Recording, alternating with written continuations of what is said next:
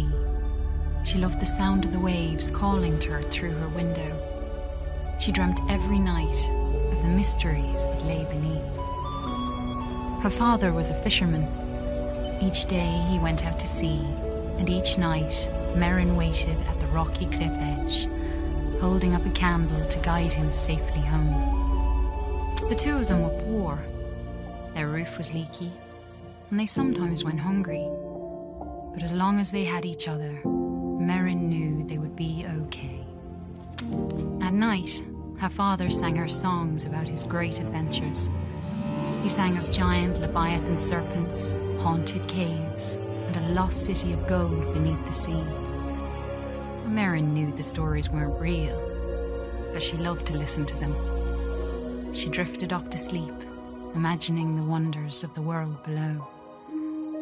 And her life continued that way, simply and happily, until one night, her father didn't return.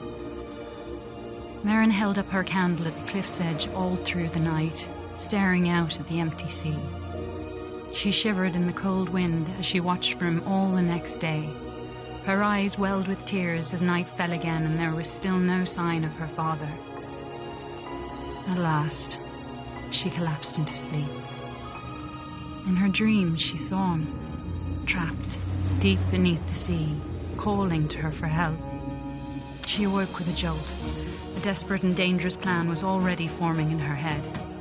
She took scraps of metal and wood her father had caught in his nets and pieced them together. She hammered and bolted, she measured and sawed. And before the sun had set, she had built a tiny, rickety submarine. With trembling hands, she squeezed inside and dove down beneath the waves to search for her father.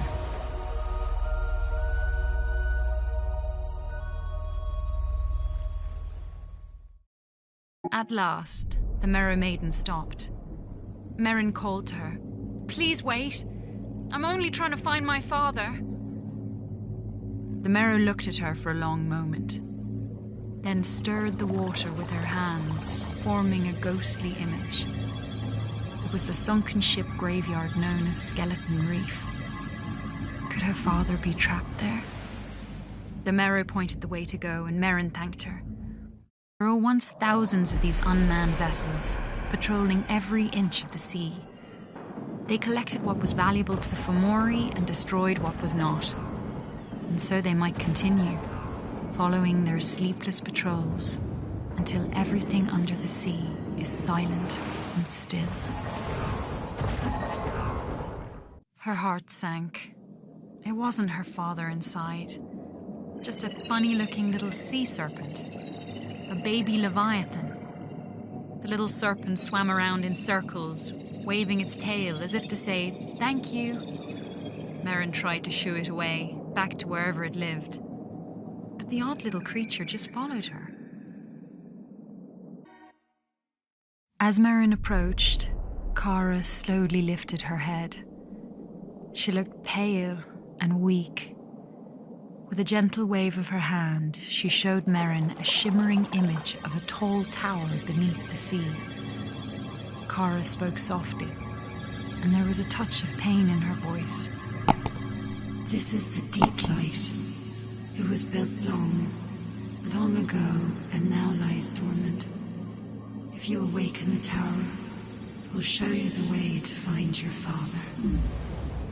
She leaned closer and whispered the secret of how to awaken the Deep Light. As the gate to the city opened, Merryn was ambushed by Fomori sentinels. Before she could react, they launched their torpedoes at the defenseless clockwork seahorse. Merryn watched in horror as its gleaming golden body was blasted into pieces that fell, lifeless and dull, to the sea floor. Blinded by rage, Merryn turned back to face the deadly sentinels.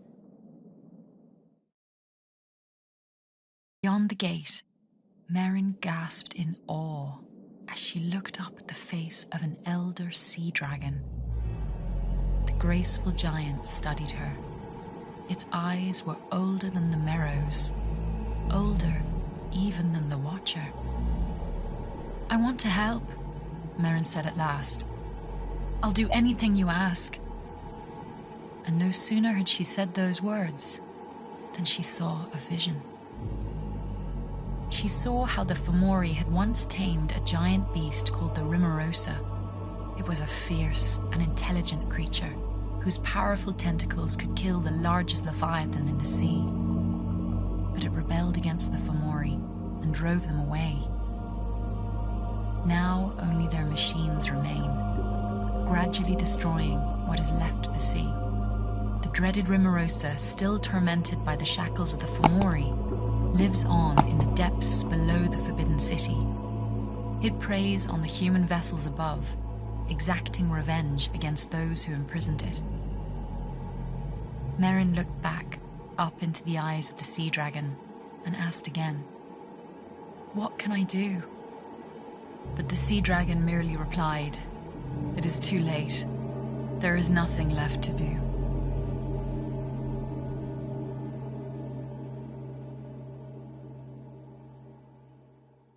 As its mechanical faceplate shattered, the Rimorosa was at last free from the Fomori's control.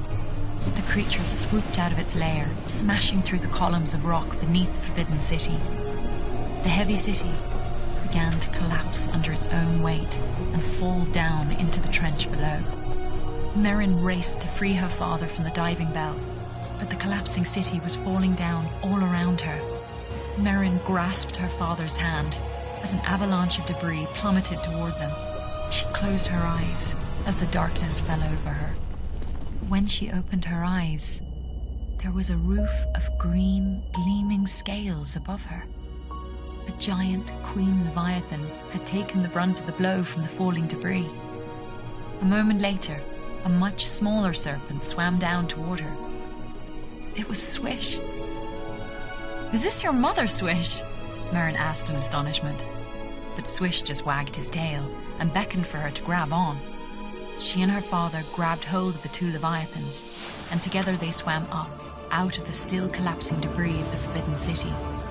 They swam out of the darkness and into the gleaming rays of sunlight that streaked through the water's surface. And at last, for the first time in what seemed like ages, Merryn and her father looked out over the waves toward their house in the distance.